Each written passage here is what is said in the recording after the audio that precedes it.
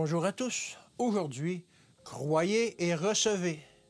Tout ce que vous demanderez en priant, croyez que vous l'avez reçu et vous le verrez s'accomplir.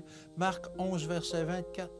Beaucoup prétendent qu'ils veulent être sauvés, qu'ils veulent être les fils et les filles de Dieu, mais ils se plaignent de Dieu par leurs lamentations les plus pathétiques parce qu'ils ne ressentent pas ce que, selon eux, ils devraient ressentir. Ils disent: « Je sais que j'ai bien des raisons d'être reconnaissant. Le Seigneur m'a béni avec des lois, mais je ne ressens pas ce que je devrais ressentir. Je ne devrais pas appliquer les promesses divines dans mon cas et affirmer que je suis un enfant de Dieu. Je crois qu'il bénit les autres. Je crois qu'il les recevra, mais moi, il ne me recevra pas. Je ne puis croire qu'il pardonnera mes péchés. » Cette attitude est clairement définie comme de l'incrédulité. C'est un péché aux yeux de Dieu. Ces personnes déshonorent Dieu et limitent le Saint d'Israël.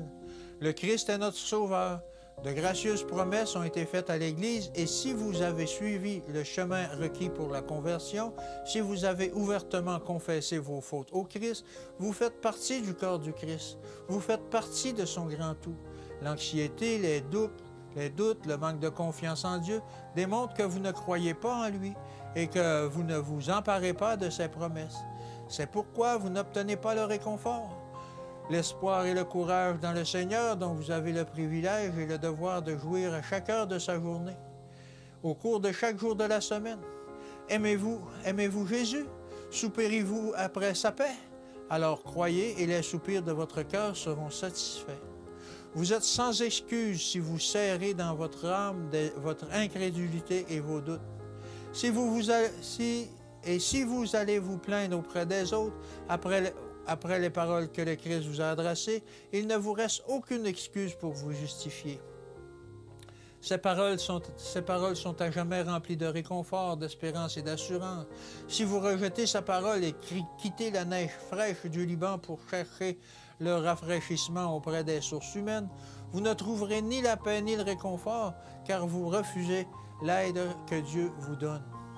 Le Seigneur a affirmé que les portes de l'enfer ne prévaudront point contre son Église.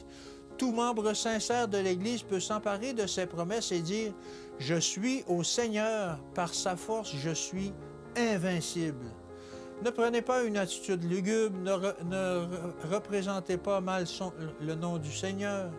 N'agissez pas comme s'il vous avait insulté en vous faisant des promesses qu'il ne tient pas, comme si vous passiez par des moments très difficiles et que vous soyez seul dans votre combat contre les puissances des ténèbres.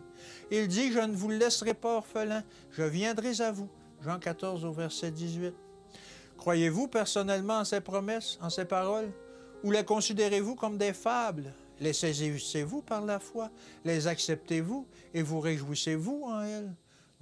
Voilà ce qui signifie manger la chair et boire le sang du Fils de Dieu. Que Dieu vous bénisse et qu'il vous garde, et à demain.